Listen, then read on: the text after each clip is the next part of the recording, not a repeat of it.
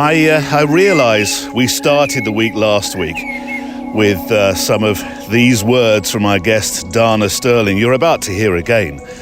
But just go with me on this one, will you? For a minute or so, because at the end, I asked Dana to do something that was unanswered last week in a show that's all about the why today.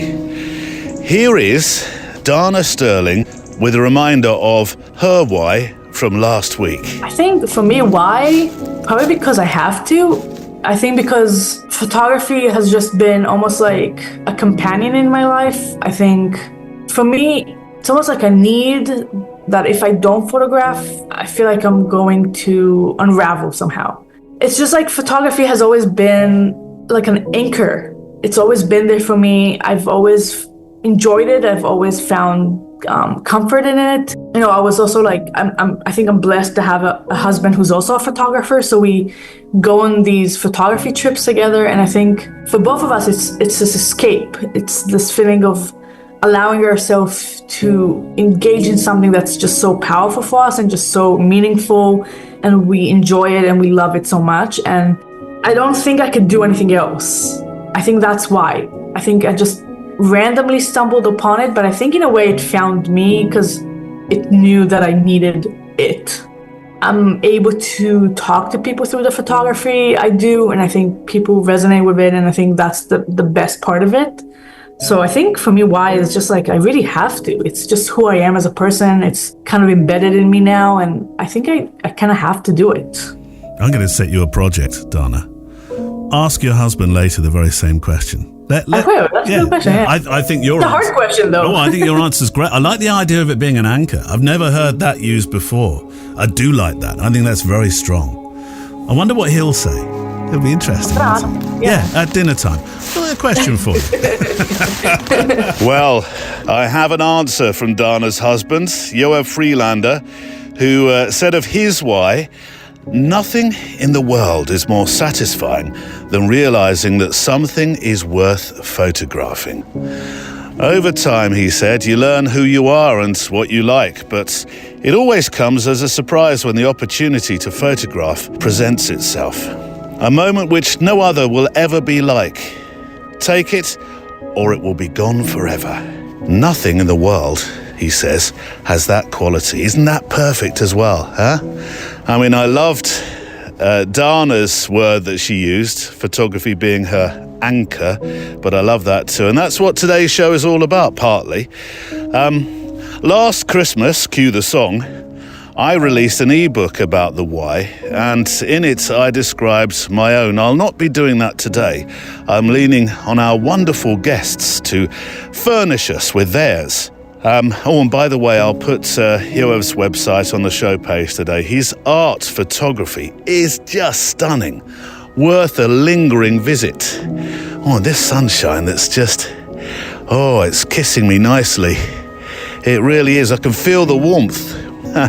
It's 4 or 5 degrees, but I can feel that warmth. I'll get a photograph in a moment, a sketchbook picture, just to show where I'm walking today. But yes, the why has become the staple end to our little show here. Like finding the photo walk format accidentally, the why sort of happened the same way. It became the bookend, really. The why question is one that can be interpreted in so many different ways. It could be, why do you photograph? As simple as that. Why is photography important? Why the subject matter? Why do you choose to freeze yourself after Wotsits, waiting for the perfect polar bear picture? Why do you choose to go to war zones or conflict zones? Why keep going? Why do you... Okay, Neil, we get the idea.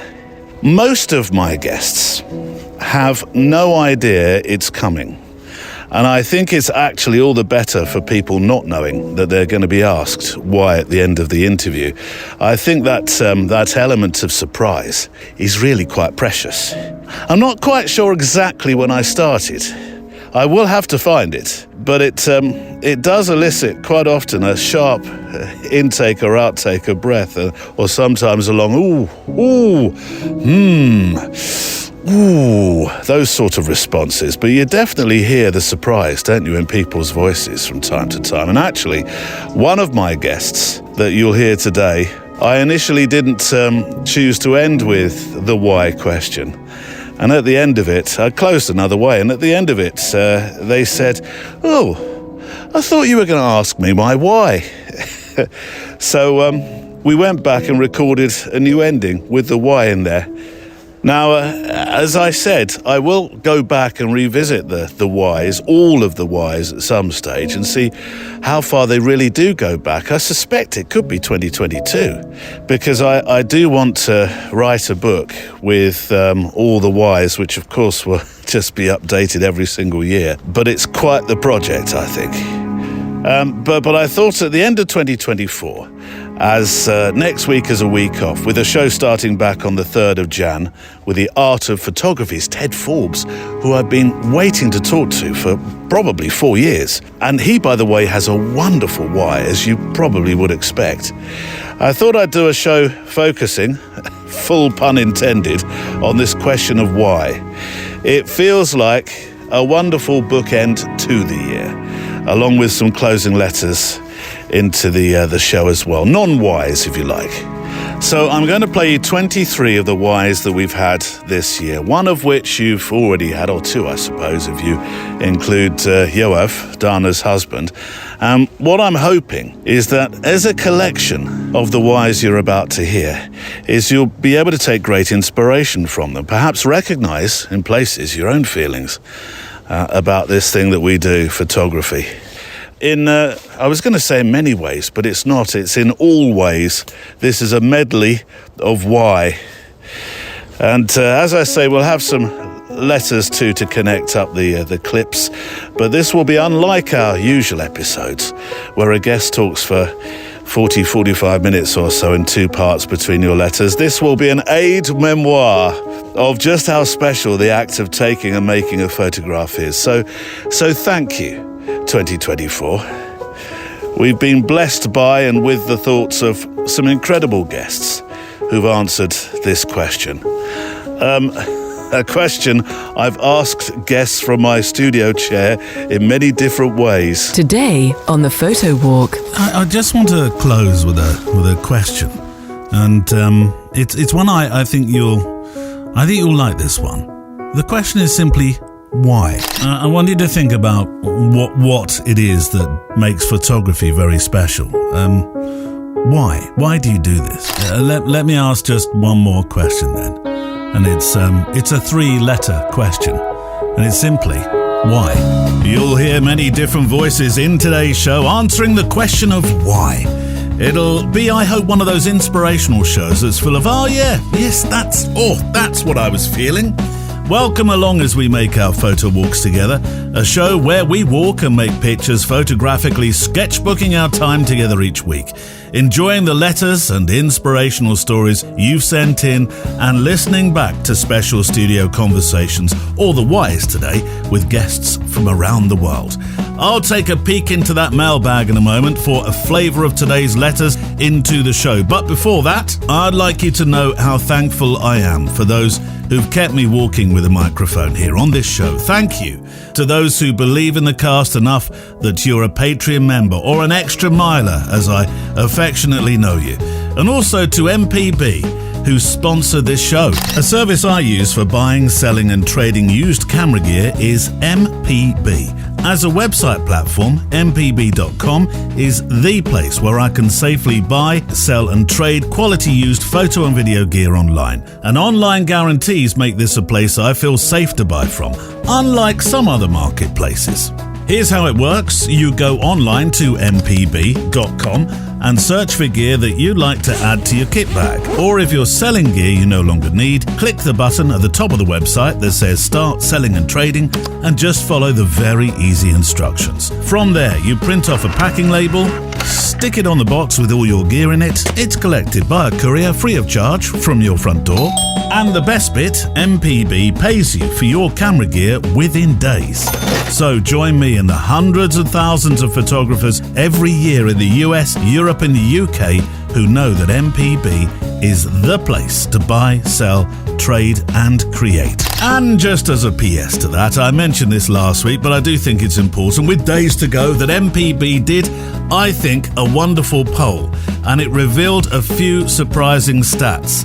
Cost-cutting and sustainability concerns have led to more people choosing to gift used. According to MPB, 42% of UK adults are planning to give at least one used gift this Christmas.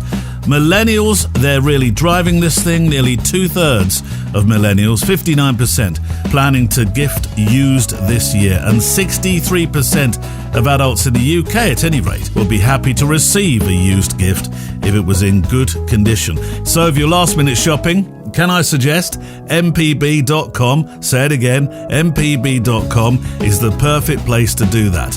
Right, on the show today, Mark Christensen sets out on his first street mission and finds that not everybody is keen to receive a photo. Harald Kahles has some ideas for specials in 2025. Susan Larsson has found a social replacement for Insta. Peter Turnbull is making some gritty, cool environmental portraits. Glenn Sowerby has found the secret for enjoying making pictures. I have news of a new workshop in London next April, and Allin Sorenson has the story of 370 million pairs of eyes staring down the lens of a television camera at Christmas. Plus, I'll remind you of the one-word assignment for the month, which you really don't have long to take part in now. There will be a new one for the start of 2025. I like the one for this month. I think it may be the kind of challenge that yields some gold over the holiday period. So, shall we walk? Checklist out. Coffee, check. Garibaldi's, oh, definitely check. Walking boots, check. SD cards, or perhaps a spare roll of film, check. And, oh, how did that elf from the shelf manage to find its way into my kit bag? Parents will get that one. Let's walk. There's lots of fallen branches and all sorts of stuff in the last couple of weeks with the winds that we've had. All right, let me make a sketchbook picture. I'm going to try and... I do like shooting into the sun. It's one of the things I often do on the photo walk on a sunny day. And this, right, I've got my X100V with me, f8 at least to try and get the sunburst through the leaves here of this tree. Oh, fallen tree actually, part of it anyway. And here we go. f8, 680th shutter speed, ISO 160. Oh, some nice flare as well. Flare, don't mind if I do, sir. There we go. Perfect.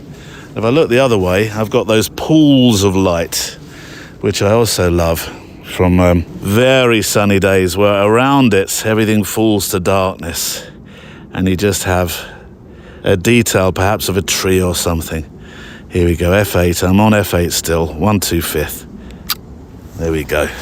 Some sketchbooks from the walk. Right. Thank you for your letters this year, really sincerely. And if you have a picture or letter that you'd like to send over the break, then I'd love to hear from you. Make this be the time over the break where you think, oh, I've got a few minutes here. I might just send Neil a letter. Email me at stories@photowalk.show. stories@photowalk.show. If you're sending in pictures, if you can resize them to 2,500 pixels wide, you're an absolute star. If you can't, say it with me, don't worry, send them full res. I'll do the heavy lifting. But don't let your email send me those tiny little 480 pixel wide pictures that it seems to do sometimes. I'll just resize this for you. No, thank you. I want Neil to get this in a size where people can appreciate it. Not in a tiny postage stamp digital kind of size. I have something to share with you later about a new learning and experience event I'm launching in April 25, so only 4 months away, or 3 and a bit months away. It's called Encounters, and it involves street photography. And like our adventures and the Scottish retreat now called Senses, it's part of the experiences I'll be running each year now. Laters on that one, as they say. But talking of street, here is a letter from Mark Christensen to start stuff off. And I suppose I'm balancing the wonderfully inspirational whys that we have today with a bit of appropriate Dickensian bah humbug, which is very apposite, yes, for this time of year. My favourite Christmas story as well, actually, as it goes. A Christmas Carol, or Scrooge. I even like the Muppets version. But nothing beats the 1970 Albert Finney one. It's as old as the wind, granted, but it's fantastic. So this letter from Mark, who was doing a little bit of pre-Christmas street photography. The other day, says Mark, I was attempting my own street photography for the first time. I happened upon this gentleman making pictures. I'll pop the picture on the show page. Are we going to be interrupted by I'm walking on that path close to Brimpton? Is that the one that has the aircraft, Neil? Yes, it is. But this one, I think, is a helicopter. It's coming in low and fast. Keep your heads down. The other day, says Mark, I was attempting my own street photography for the first time, and I happened upon this gent making pictures. When I'd finished, and I was collecting my car, later on, I saw him again making more pictures with his camera. I sidled up to him and offered to send the picture I'd made of him to him. But his rather terse response was, "But it's not even worth the paper it's printed on." The more I thought about it, studying his demeanour and actions, I really couldn't tell what he meant or what he was trying to say about my picture or himself. He didn't seem very happy with it. He just walked away. It was an interesting encounter. And as I say, I'll put the picture on the show page today, Mark, because I really liked it, actually. I think it's wonderfully framed. I love the angles and the way you've placed him in this wonderful, to use the word too many times, this fantastic, that's better, fantastic labyrinth of diagonals or diagonal lines on, well, it looks like a station, I think. A man at one with his hobby was the title I placed to your picture. But his response, it did feel like an ouch, didn't it? It felt like an ouch to me as well. I mean, you're as proud as punch with your picture, and you're just trying to share something, and he gives you a more lukewarm than any analogy I can muster right now. I was trying to think of one. He's very lukewarm, essentially. But of course, you never quite know the story behind rejection. For instance, Mark, I used to get a little bit offended, ridiculously I might add, if I was out on my photo walks and I'd pass somebody and I'd say a cheery hello to that person and they'd just grunt at me or completely ignore me, actually, until I started to think, well, I suppose I don't really know their story. Maybe they just want to be left alone. Perhaps something's happened in their life this month. I don't know. Perhaps today should have been a duvet day for them. Who knows? Although I do know this, that handling rejection in all its various forms is like a street photographer's rite of passage. There is, of course, the likelihood he may just have rebooted with a software glitch that morning in the kindness and gratitude department. Who knows? But well done for making the picture. It was fantastic. It really was, or really is. And I'm looking forward in 2025, Mark, since you've said you've set out on the street photography path now. I'm looking forward to seeing more of your pictures. Right, let's start with our whys. There's a few in a row here, 3 in this order, from Jill Hyneth, the pioneering underwater photographer and cave diver who captures the beauty and mystery of the world's most remote and challenging aquatic environments. Remember the story about photographing or going to photograph inside an iceberg? Our friend comes up after that, the wonderful wildlife photographer Michelle Valberg and Josh Coombs.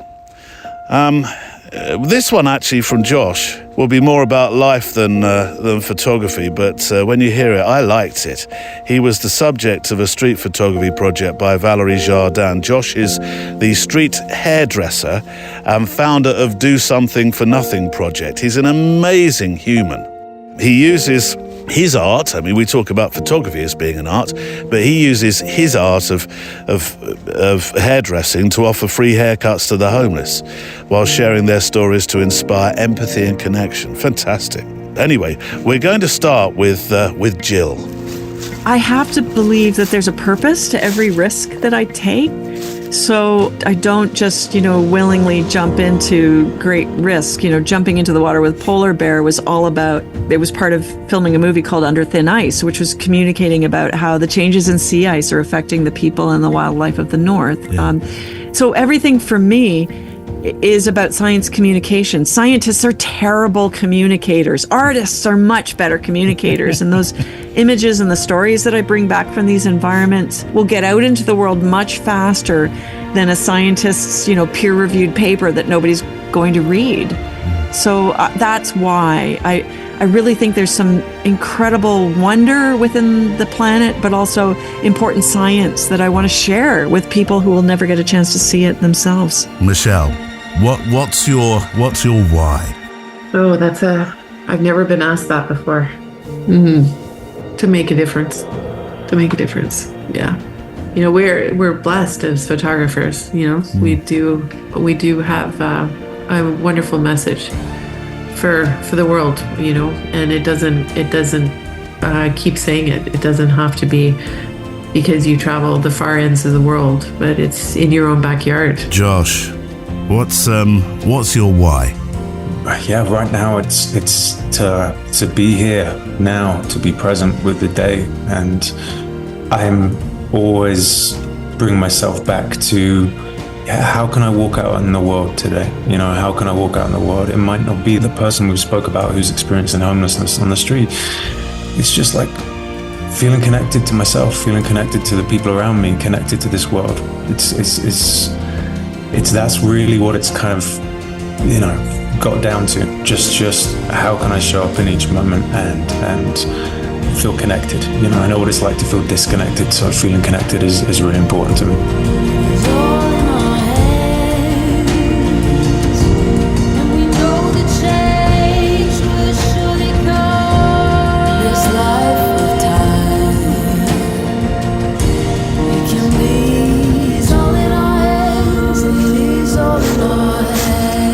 Twas the why before Christmas, and all through the house not a photographer was stirring. Not even I wish I could think of a photographer's surname that rhymes with house. I think I've done this 2 Christmases in a row, and I've still not come up with somebody. Help, please, capital H, for next year. We've had a series of specials this year, including street photography and subjects like imposter syndrome. And I asked you to think of some more specials that we could have. And you're so good when I ask questions like that. And this one came in from Harald Kahles, who said, and I'll start with one that's very apposite. How about finding ways, Neil, to discover your why? Although this appears regularly as a question to people you interview, and the resulting definition is typically very slick, you could liken what you do now to a finished painting, but perhaps a different approach would be to look at the sketches that led to the painting, or if you like, the why insight. A sort of, I suppose, Harold, a sort of deconstructed why. The sort of thing you get at very posh restaurants where you find deconstructed fish fingers and custard on the menu. Deconstructed fish fingers and custard. Oh, don't mind if I do. Actually, Harold, and how is this for a connection I wasn't expecting? I photographed quite a posh wedding Wednesday just gone, where they had deconstructed hors d'oeuvre, which was coming out on silver platters, which I have to say confused me. I mean, hors d'oeuvres, by their very nature, or do you put the S in, hors d'oeuvres? Or is it a silent S as well as a silent H? They're very small, and I don't think they're worth deconstructing. I mean, there's not enough food to deconstruct in an hors d'oeuvre. Anyway, next up, suggestion number 2 from Harold. And it's gear. Yes, I know, he says. It's not necessarily the conversation of the show, but every photographer uses specific gear, and they usually do so for a reason. It would be very interesting to learn the use case of the photographer's work. It may just be connected with their why. You are right. it could be. Very good point. And I know there's this sort of narrative that we have on the show about not doing a lot of tech, but it may surprise you to know I do like gear. And actually in the new year, there's a revisit to a guest of mine from a good few years back who uses a Victorian method of photography for this enormous project across a decade that he made. And that gear, the Victorian method of photography, as you suggest, Harold, that definitely became his why. And then number 3, you often reference the importance of capturing sound alongside your images. How about, because you mentioned in a recent episode you're using your iPhone to record sound, how about a behind-the-scenes show? That would be very much appreciated. Kind regards, Harald Kahles from Stuttgart in Germany. Well, the behind-the-scenes thing is on my list, my ever-growing list of YouTube stuff. So thank you for your suggestions, in particular the deconstructed Y idea and also the BTS behind the scenes. I am putting that to the vote. There's only Barney and myself, and Barney's not out today. It's very cold today. It's a very chilly day. And he kind of looked at me and that, do we have to go out yet? And I thought, well, there's quite a lot to record today, so I tell you what, we'll go out for a lunchtime walk when it's warmed up a bit. And he seemed to understand that look. Right, some more whys. You'll hear nature photographer and visual journalist Mary Jo Hoffman, the innovative Stephen Wilkes from the Day to Night series. I absolutely loved talking with Stephen. But we're going to start with Chris Herwig, the Canadian photographer who made that, it was just an amazing idea, the Soviet-era bus stops project. I've often said it across the year. I thought, how do they come up with these ideas? At what point do you think, I know what I need to do. I need to go and photograph Soviet-era bus stops. It is very much left turn at the traffic lights thinking. He has this wonderful architectural curiosity, and he mixes it with his love for travel and storytelling. And I think this why was wonderful, as much for his suggestion of getting lost with a camera, in the nicest sense, that is. We're missing out on so many little things. And I mean, I think, we can spend more time just exploring the things that we take for granted. And I think photography is a great way to do it. If it becomes something, or if it just becomes a mindful way of opening your eyes to your neighborhood, or, you go to Venice or you go to some tourist destination, sure, see the main attraction, but then get completely lost. Just wander. Forget the map, forget anything. You'll find your way home eventually, and just wander and look what you're going to find. Don't have a destination. I like that. There's a song by Leonard Cohen, Suzanne, and there's a line in there where it's like, and you want to travel with her and you want to travel blind. And that line, you want to travel blind, I think resonates a lot for me, because you don't want to be ignorant, but at the same time, you don't want to have so many preconceived notions or ideas or itineraries that your trip is done before you get there. If you've already planned it and you're going up the Eiffel Tower and you're going to go here, see the Louvre and that, and you're ticking these boxes, but what new did you experience? Like sometimes you really need to travel blind and just get lost a little bit and see what you can find and see where it leads you. That's a super good question. I love that question. I've never been asked this. I don't think I've only told one person this, well, two, my husband and my best friend. I'll tell you why. When I was in college, I got diagnosed with an autoimmune disease called Sjogren's. It's in the lupus family. And for a few years in my 30s, lupus causes dryness, dry eyes, dry mouth, dry skin, or Sjogren's. It was so bad, I was physically uncomfortable a lot of the time. It's under control now, so that's great. I'm fine now. But in my 30s, mid-30s, I was physically uncomfortable because of dry skin. Just itchy, uncomfortable all the time. And I found I could do creative work, and we now call it flow, right? I could get into flow, and I could be out of my own body for a couple hours. And I would forget how uncomfortable I was. So that's why I say I had ambitions to be a visual artist. I do collage, I do visual journaling. If I was in making mode, I could lose myself physically for a couple hours. So creativity for me led to flow, which I think leads to the sacred. It's I call it an on-ramp. For me, creativity is an on-ramp to the sacred. A lot of things get people to the sacred, right? Prayer works, exercise for some people, music for a lot of people. For me, because of my circumstances, it was creativity. So my why is it's an on-ramp to the sacred. Beautiful. There you go. Beautiful. Probably not what you're expecting. The process of photographing becomes something that really makes everything else go away. You're so happy in the act of photographing.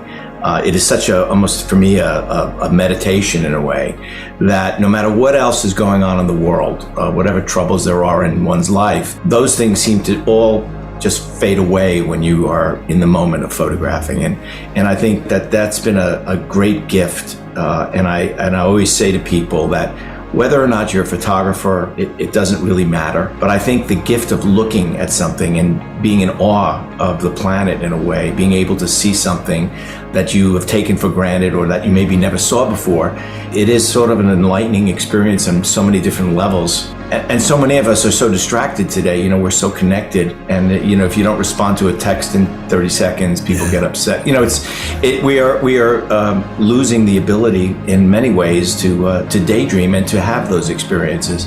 So that's one of the things that I think part of my work is about. And in a way, it's a hidden mission, which is I want you to spend time looking. And so the more you look, the more you see. And when you do that, those allow me to tell you some stories that I'm really interested in sharing with you. I'm finding these whys, hopefully you are too, very inspiring. It's nice to hear them together, actually. They do make sense. In joined up, I was going to say joined up thinking, but in joined up audio, they make sense when they're jigsawed together. I was thinking about the wedding I mentioned a moment ago that I shot on Wednesday. This has nothing to do with the why, but I was chuckling. Apparently, there were some very high fashion guests and there were some celebs there. I did spot a couple of the celebs who I knew, but there were also some people in fashion. I overheard anyway. And perhaps this could be a why, because acting more as a photojournalist at a wedding than the more posed kind, there's a sort of why of my photography now that I didn't think about last year when I mentioned it within the ebook that I'd released, but it's becoming more apparent that's that curiosity thing about photography that's really important as my own why. At a wedding, I kind of weave, and I'm aware that the weave word has been rather hijacked by one Donald Trump. He stole that word, so I'm going to try to photographically reclaim it, I think, because I weave in and out of the wedding guests.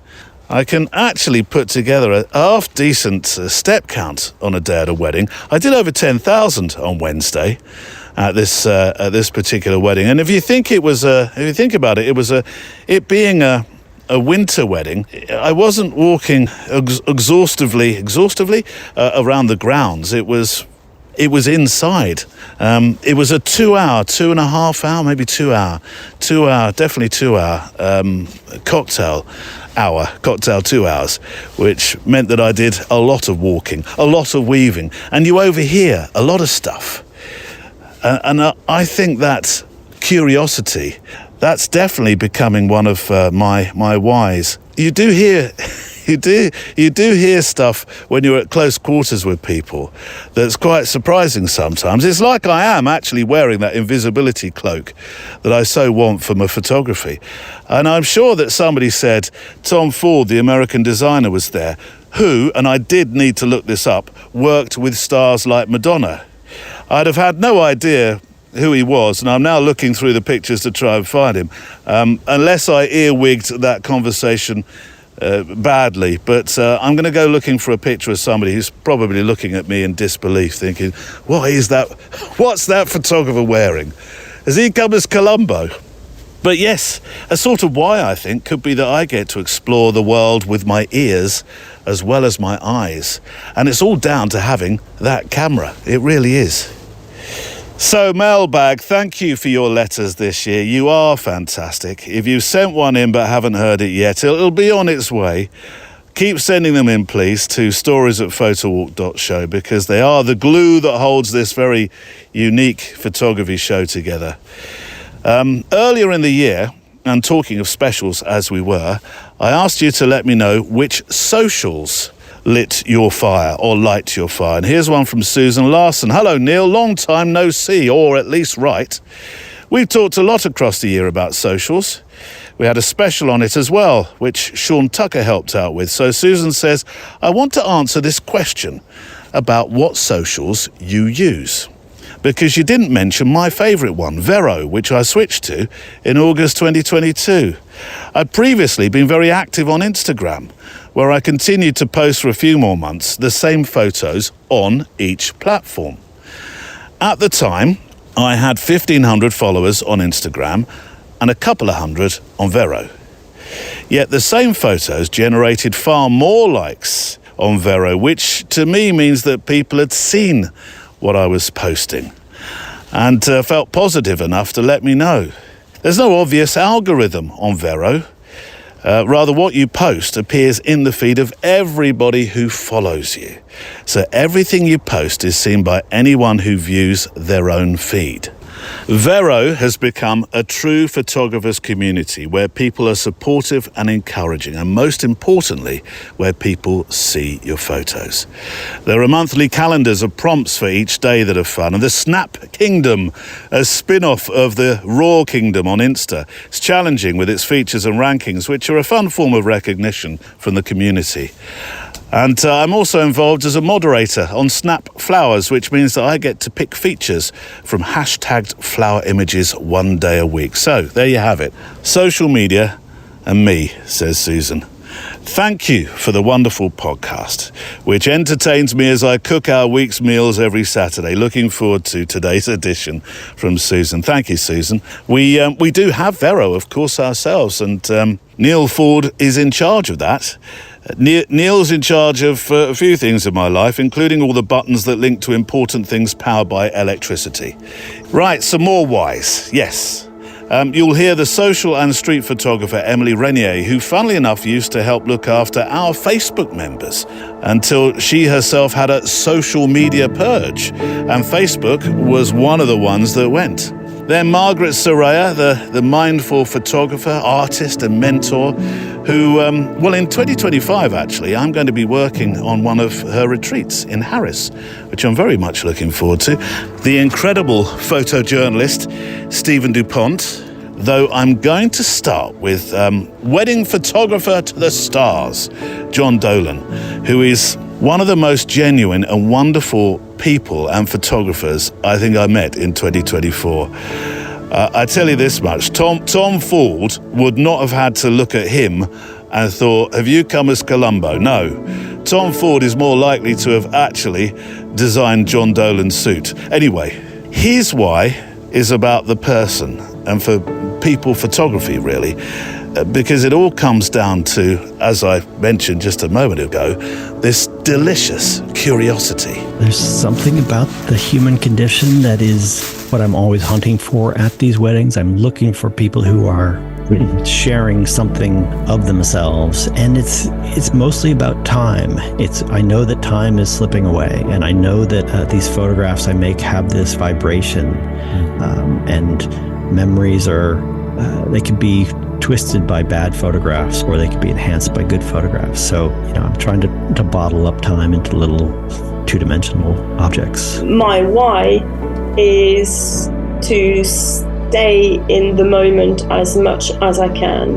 And what I mean by that is I am, like I've mentioned before, I've got really bad anxiety, got a terrible habit of spiraling.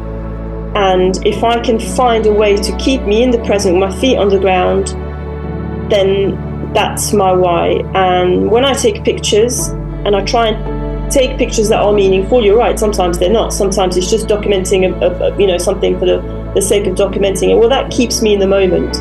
But mainly taking meaningful pictures for someone that I know will appreciate them.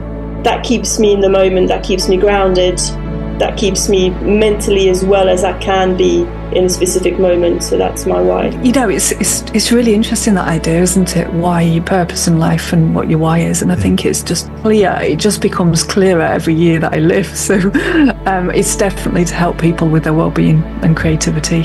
And it's mental and physical well-being. And I think that encouraging creativity is so important for it, that I just feel so enthusiastic about that's definitely why I do what I do, and why, even why I'm running the podcast, because it's kind of like it's quite energy, isn't it? There's a lot of energy that goes into a podcast. There's a lot of energy that goes into a business. And I think that if you don't really know why you're doing it or what your purpose is, then it's too hard to keep it going. Stephen, what is your why?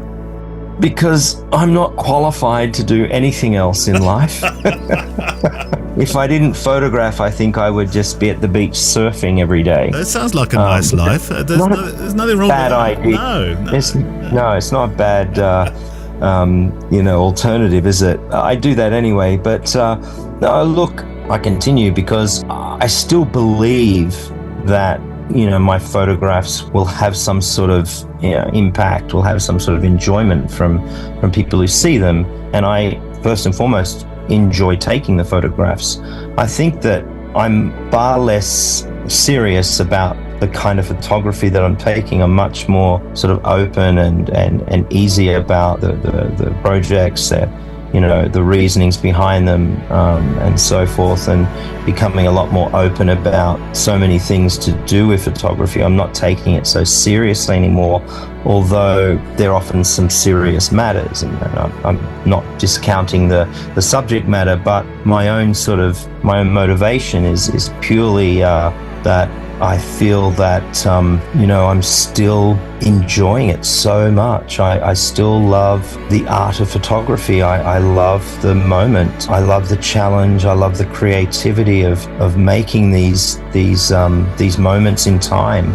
I think they're incredibly important still. I think they hold a great canvas of history, and I think that they are our memories of our time. And I got into photography because of these answers I'm giving you. I think at the beginning, it is all about that sort of that moment, that being able to capture these very powerful moments. I mean, there is no more powerful medium than photography, I don't think, in terms of the power it can have on people.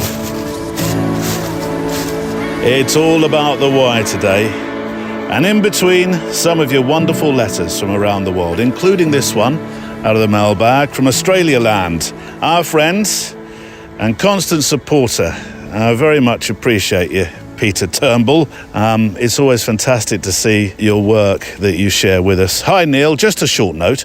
In a vain effort to show I'm not a one-trick pony, I thought I'd share with you a shoot I did the other day with a good mate and fellow photographer, something far removed from the surf photos I usually share. Craig was preparing to do, this is the subject in the photograph which I shall share on the show page today, the Distinguished Gentleman's Ride, which is an international event for motorcyclists to raise money for men's health. This year, more than 111,000 riders took part across the world. Craig wanted to get some shots before the ride of his bike and the get-up he'd be wearing, and given that I love a good environmental portrait session, I packed the kit and we headed into Brisbane CBD, Central Business District, for a few hours. We had a great morning, tucked down an alley virtually uninterrupted, really, aside from the rather stealthy Tesla that gave us a bit of a surprise. Those blasted quiet Teslas, eh? All shouting, "Look at my gull wings," and dashboard screens larger than an iMac, so I know what you mean. What I love about environmental portraits is that you get to play with different compositions, from wide establishing shots, says Peter, to tight details and everything in between. To really tell the story, I find it so much more satisfying than just a headshot. Craig wanted to bring an old film camera of his and chose the Olympus OM1, which funnily enough was the first 35mm I ever used. And it's always fun collaborating with a fellow photographer. One, they're never in a hurry, and two, you can bounce ideas off each other and learn new things. It's fun to see them squirm too in front of the lens. Plus, when you put two or more photographers together, time just seems to disappear. Nothing else in the world matters.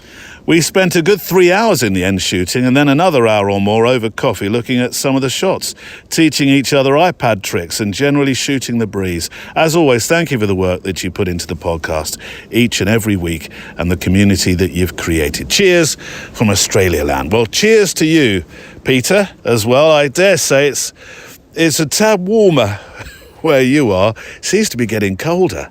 Here comes the song. I cannot feel my hands. Yeah, that time of year. It's definitely approaching. But you make a very good point, Peter, I think.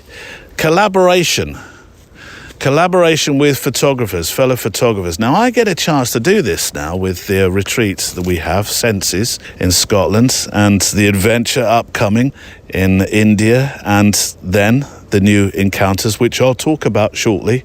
I get a chance to do that. I feel that when I'm with photographers, I am in a collaboration mode, and I intend to build on that more and more, really. I do. It's great working in a solo way, and I think a lot of photographers relish that time. We'll talk about this in a moment, I'm sure, as well. But also to collaborate, to share ideas, to be with other photographers, I think it's really important, actually. I think it's vitally important. It certainly is for me, and I'm appreciating that more with the years that pass. Right, next set of RYs. You will hear the photojournalist and storyteller John Angerson. The piece of audio that you'll hear was for the windier part of the walk, I remember, toward the end of the time that we spent making that particular show. Tim Clinch, who I made the mistake of calling a food photographer. I think it was even in the title, wasn't it? Now I try and remember it. Tim Clinch is not a food photographer because he's more than that. The construction of dishes, not deconstruction, I might add.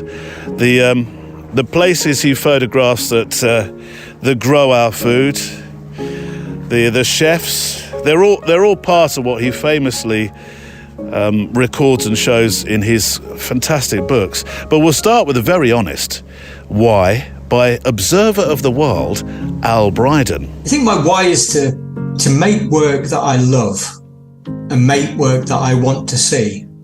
Because if I don't fall in love with my work, then how can I expect anyone else to? I always feel like I'm in the wrong place, but maybe at the right time.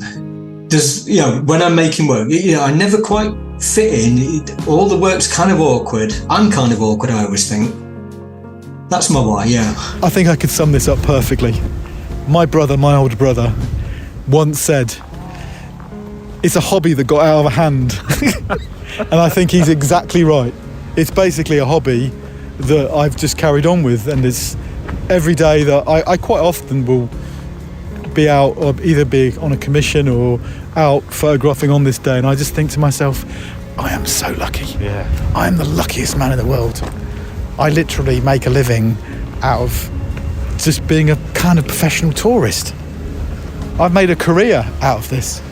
If I hadn't have bought that camera from the back of the newspaper, and I'd ended up going to agricultural college, I could be living on a farm somewhere. Who knows? I might have been a very happy farmer. Have a Range Rover. Yeah, and I'd have loads of lambs.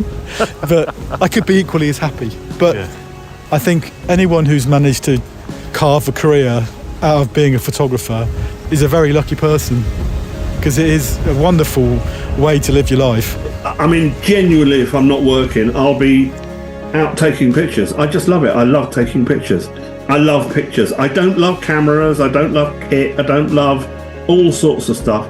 I love pictures. I absolutely love pictures. I'm that little boy, that 12-year-old boy, who, when we had to rent My father was in the Navy, and then he became a vicar, which was pretty weird. But anyway, and we were lent a house, and on shelf number 3, all the way round this bloke's study, were National Geographic magazines, and I pored over them.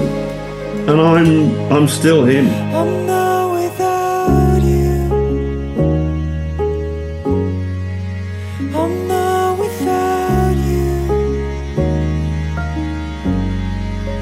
I'm not without you. I'm not without you. I'm not without you. I mentioned then at the start of the show-ish that there's, and I mentioned it a moment ago as well, that there's a new adventure I'm planning for 2025. Hopefully the first of a few non-residential workshops across the year. For the first, you are invited to step away from your screens. Step away from the screen. And onto the bustling streets of London, actually, for Encounters. Our first one-of-a-kind 2-day non-residential photography experience designed for you. My Photo Walk podcast listener and friend who's passionate about making pictures and storytelling, and hopefully is equally as interested, intrigued and passionate about exploring history and human connection, hence Encounters. Now, I've been thinking about this for a while. This is a photographic and social experience where meeting like-minded photographers can encourage and inspire and build upon all our photo storytelling skills. We're going to embrace photographic challenges from established street photographers as a kind of a challenge out the hat, which we're going to be doing. Learn about London's past, which I'm looking forward to, and work as a group, which I think will be stepping beyond the recognised format of street photography workshops to create a zine and podcast feature from our time together. I want you to have something tactile in your hands at the end of this one. It's a chance to uncover hidden stories, develop and learn new skills and become a part of our Photo Walk podcast as well. We've got 2 historical photo walks as part of our days together as well. One is the tale of Jack the Ripper and the other, the gangs of London. If you want to know more about it, go to photowalk.show and hit Encounters 25. Now, before our next set of whys, we need this month's assignment, which is set by Peter Dench. You only have days really now to do this, and I'm looking forward to receiving your pictures. Good luck with this one. The Photo Walk assignment. So Peter, December's assignment. A one-word assignment, that's what we've been doing this year. What word are you going to surprise us with? Well, it probably isn't a surprise, but I'll go for humour. Ah, perfect. Come on then, talk about humour within photography. Help us a bit here to guide our ship a bit with the word humour when it comes to photography. Well, I think it's a challenge because it is difficult to get right, and I don't see humour as taking advantage of someone or something or sneering. So it's trying to navigate that line. You know, when does something humorous or when does humour become offensive? You know, it's a subtle shift. So I think that is a challenge for people to accept. Send your entries to stories@photowalk.show. Stories@photowalk.show. 2,500 pixels wide, if you can. One picture only, no borders. Please, no watermarks, but do include links to your work. Your Vero, Susan, yes, or your Instagram, or any other socials, your website, your blog, and of course we'll link to your fabulous work so we can show other photographers in our community the pictures that you make. Thank you for your letters over the last year. It's wonderful to receive your letters, in particular when they come from different countries. I'll never tire of this, and I've mentioned it 3, 4, 5, maybe a dozen times, but I'll never tire of the fact that being a podcaster connects us all in the world in a way that just wasn't possible in radio. If you'd have said to me as somebody, you know, my formative radio days, and I still so love the medium, of radio and sound generally. But if you'd have said one day you're going to be connecting with people like Peter Turnbull in Australia land, I'd have said, what? What are you talking about? Because I'd have needed a hefty set of transmitters across the world. And now look at this thing. We're all connected, aren't we? By Tinternet, as the comedian Peter Kay would call it. And here's a letter from Glenn Sowerby. Yes, Glenn, I can see that twinkle in your eyes saying, I sent this a while ago, Neil. Hi, Neil. I came across the photo walk via your mate Mally, and apologies as it's hide behind the sofa time. It's exactly what I've been searching for, and thank you for broadening my horizons with all the wonderful guests that you have. Quick, call for the sofa. Although with only recently coming across the show, I am jumping about episodes and becoming a bit discombobulated. I think you'll find, Glenn, there is an ointment for that. I have to say, Glenn, as well, if you're listening to this podcast in the way I ended up watching The Walking Dead, no wonder you're discombobulated. I didn't know where I was with that, but it's still my guilty pleasure. In episode number 350, you mention Craig from Sunderland land, although if you were local, it would have been pronounced Sunlun, and then add land, with Craig struggling to get oomph to be out and about photographing. As this local photographers meet up for a coffee and chat is something I've been trying to get off the ground for a little while, in and around, I'll call it Sunderland, shall I? Not Sunderland. If you want to pass over my details to him, I'd be very happy to pick up that chat. You see, that's what community is all about. I've only really been back into photography over the last couple of years after a bit of a break. Looking back, I believe I did photography for other people, especially around portraits, etc. But now I'm back into it, I realise that it's my way of being able to take time and notice what's around me and what we're all connected to. Best wishes from Glenn. Well, amen to that, Glenn. Amen to that. Being able to make work for you, even if you're a pro and need a little time out to make your own work from time to time, I think it's vitally important. And, well, that's very much what I do on my photo walks, actually. This is my time to make work for me.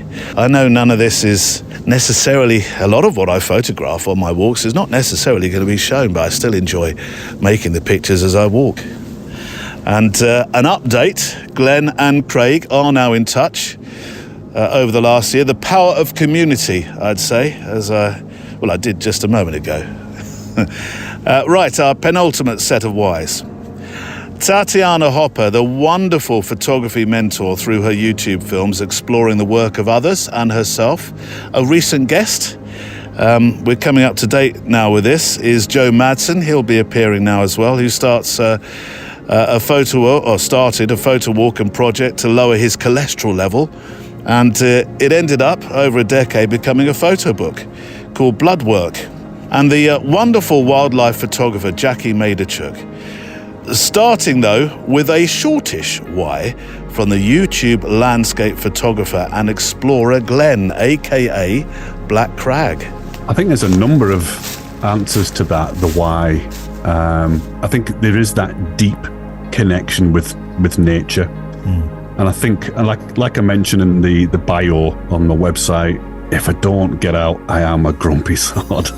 So I have to get out, no matter what. I think why is because I believe that I have things to say, that I believe that the greatest thing you can do as a human being really is not how much you can have in life or how much you can conquer in life, but more so the impression you leave behind and how many people you truly help. It's interesting because I read a book not that long ago, and it talked about there being two deaths, a death that is physical and a death that is metaphorical. So in the death that is metaphorical is what everyone more or less tries their life trying to achieve, and it touches on like what you can conquer, what you can have, what's your legacy. So it's connected to legacy. Now that put in perspective quite recently why I do the things I do, not because I want my metaphorical death to be connected to material things, but more so what is immaterial. I want to be able to leave one day and know that whatever my life ended up being, at least at this precise moment in time, for instance, that I'm creating things and I'm putting things out there that are contributing positively to the creative people in this world, or more, So I think that's why I do the things I do. Joe, what's your why? If you like doing something and it's something healthy and productive, just do it. I listened to your episode with Sean Tucker about imposter syndrome, and I think it just goes back to just being self-aware. Like, hey, maybe I'm not the most talented photographer, but I love doing this, so I'm going to do it anyway. There's a spot for me in the photographic world, no matter how famous or unfamous or talented or untalented I am. As long as I'm doing something I love and it's not hurting anybody, it's worth doing. For now, the why would be change. It's being invested enough and sharing enough with other creatives and inspiring enough people to really feel what we've experienced when we're out there and to care just that little bit more. Like it takes something special to move people to action. It's one thing to recognize, to see something and appreciate it. It's another thing to see something and feel it to the extent that it's going to change something you do. And it's actually going to inspire you to make a different decision or to go a different route. So for me, that's a big thing. And not just within my circle, but as a Canon ambassador, I do get to travel and speak more and more. So in particular with the younger crowd, one of the things I've been able to do the last 3 years is work as a mentor with the Futures program, which Canon does each year. They select a group of students and we move them through. We have a bunch of mentors, all different ambassadors within the Canon family. And we spend time with these kids, we give them projects, and it could be anything that covers elements from mental health to how to put together a project deck and pitch a proposal to marketing, running your business, how to find, pick up that creativity when you hit that lull. It's a little bit of everything, just letting them know that they're not alone. And then for them, to be able to relive all of this through their eyes, it just keeps re-inspiring me. I see things differently because I see it for the first time over and over and over again. And that just generates so much more excitement and appreciation for where I am. So I think every time I'm going through changes and learning more things and experiencing more things, it keeps redirecting my whys and it keeps redirecting my journeys. And I hope it doesn't change. I hope it just continues to evolve and grow. It's been fantastic replaying the whys. I hope you've enjoyed this last show of 2024. And then we start again, fresh-eyed, fresh-faced, freshly loaded in terms of our SD cards and ready to run for another year. Right, the last of our letters for this year, and it's a very appropriate one to end on. A letter from our good friend Allin Sorenson, and I'll say this, every day is a school day from your letters. Now, I'm very lucky to have been to the recording I'm about to mention, or rather Allin's about to mention, when I worked at the BBC. But I did not know this very, very important fact from this story. And as you'll hear the story, spare a thought for the lad that is a part of this narrative. The absolute pressure that's heaped upon one lad. Plus, with Christmas only a couple of days away, this is totally appropriate. From Allin, who'd seen this actually in the New York Times and also on the BBC website.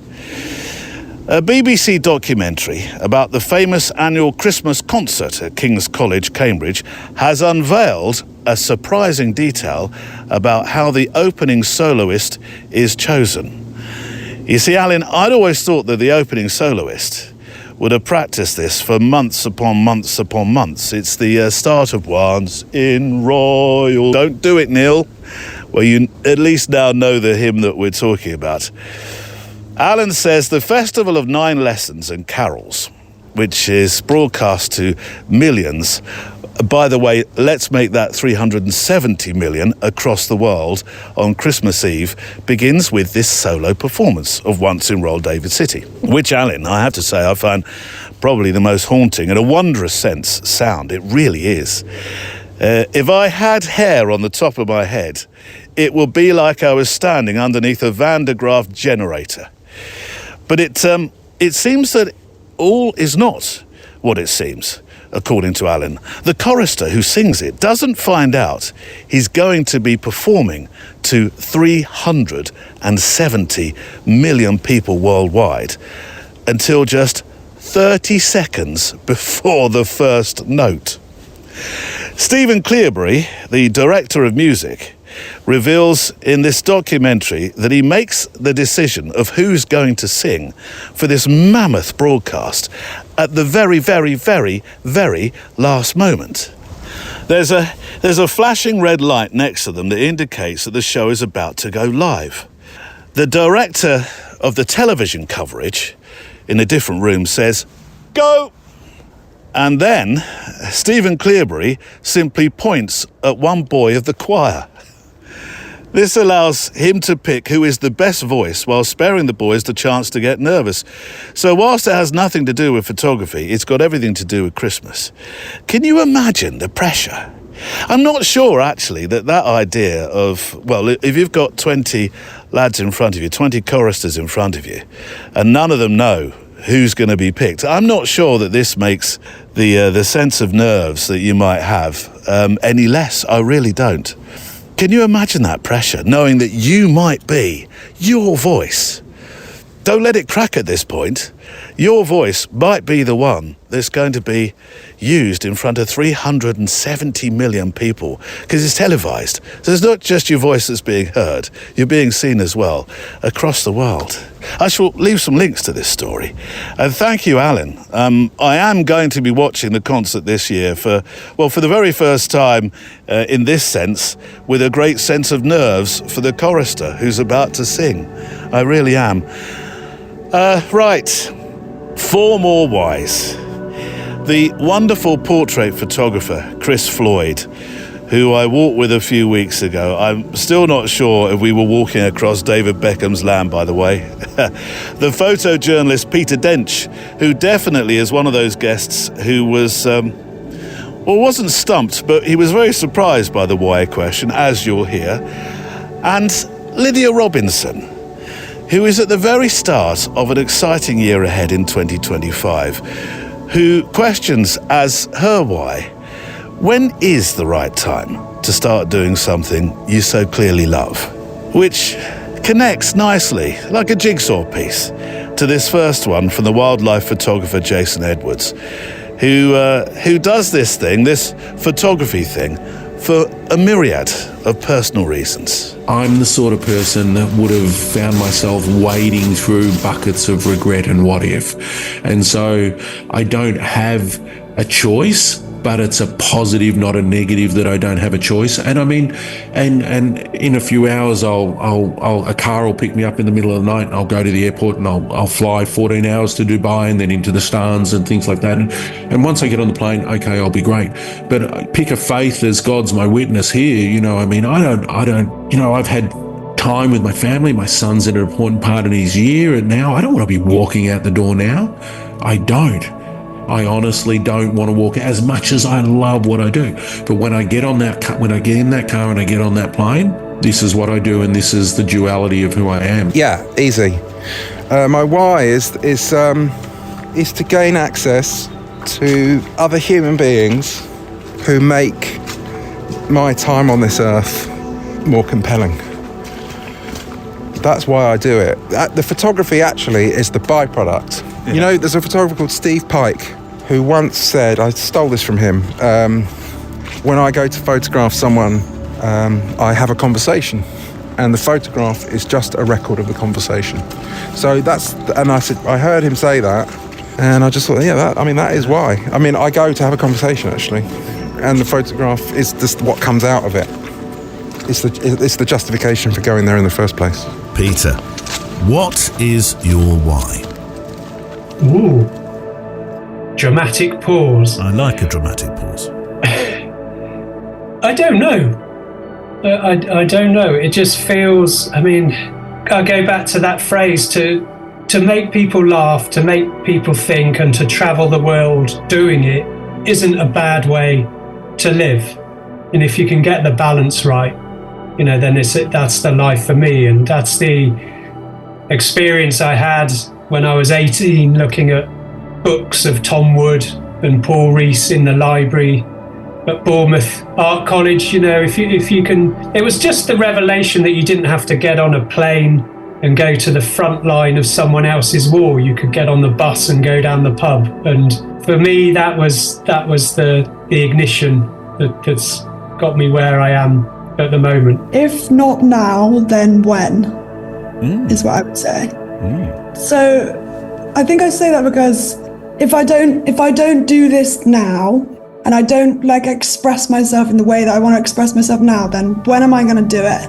You know, when is the right time to really pursue that?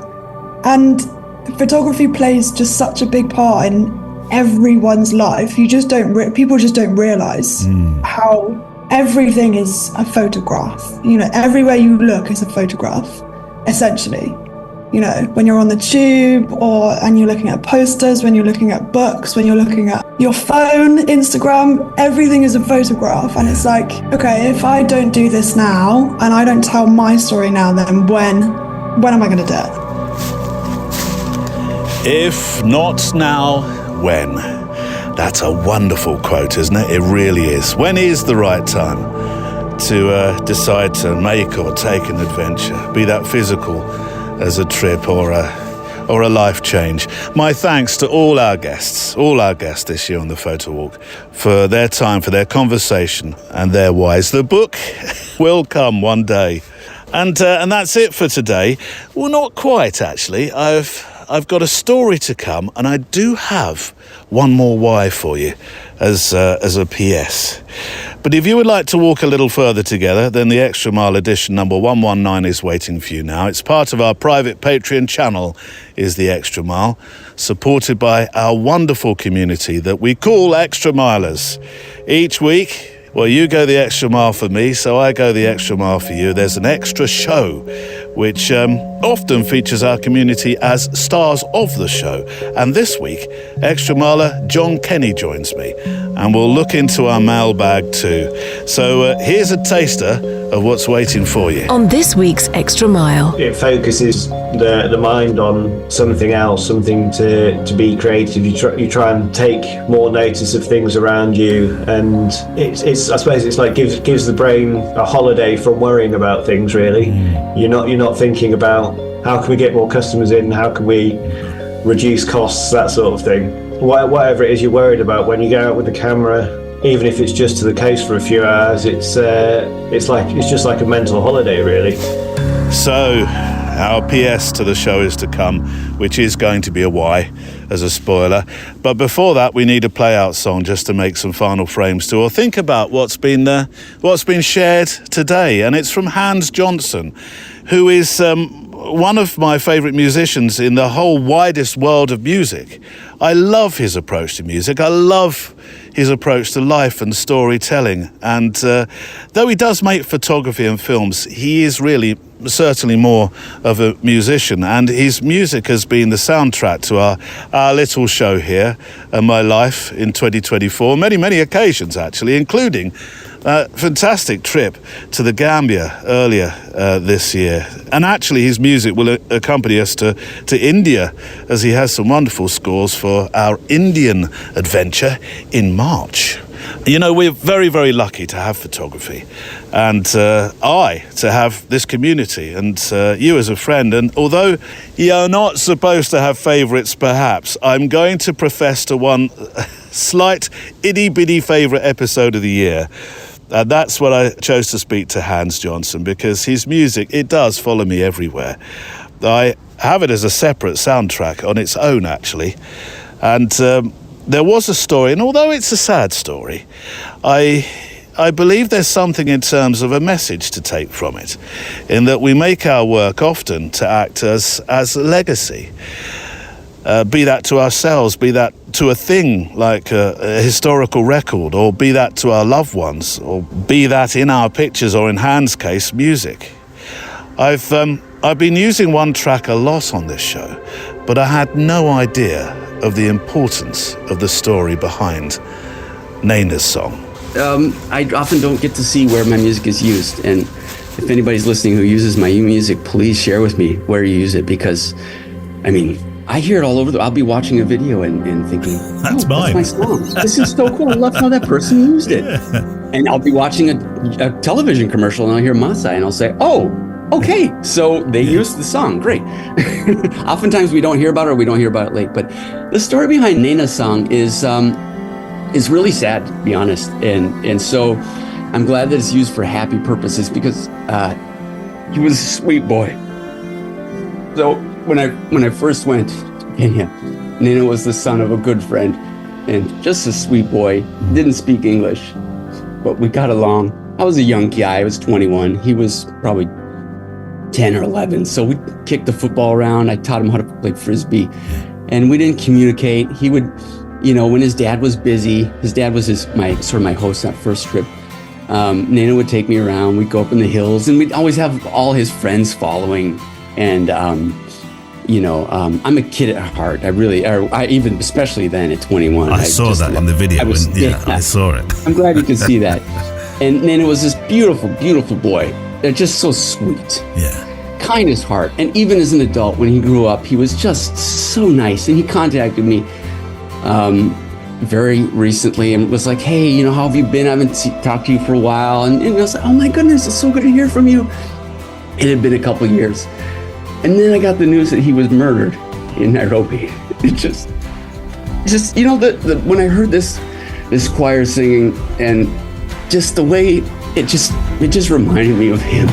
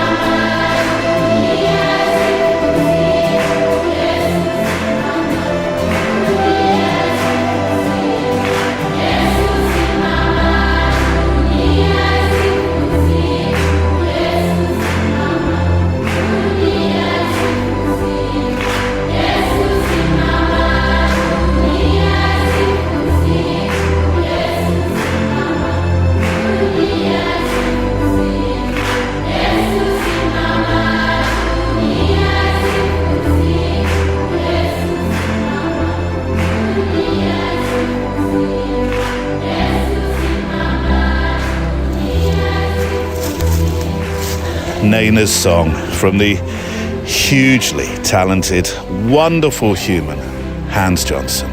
Right, final sketchbook of the year. There's some it won't be the final one because I've got some walks I'm making next week before New Year comes. But the final one for the show. There's sort of a clump.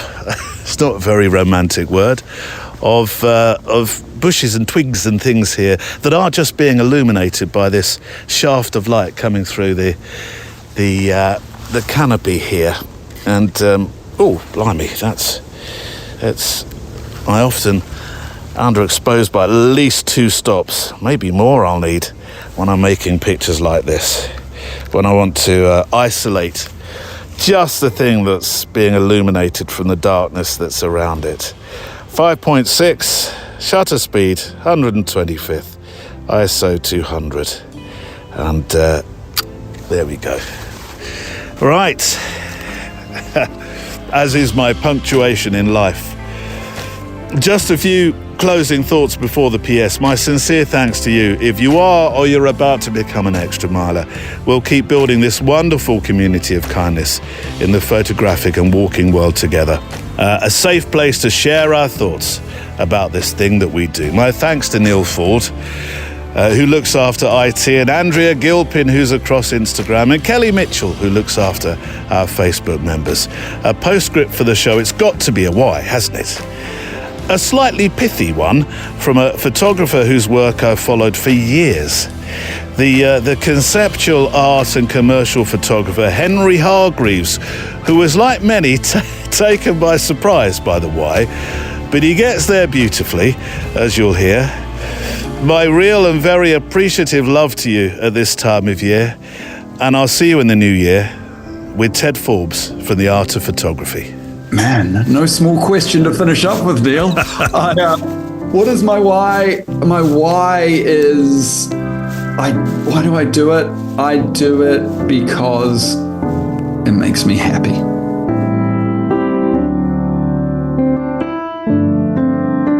The Photo Walk is a Loading Zone production.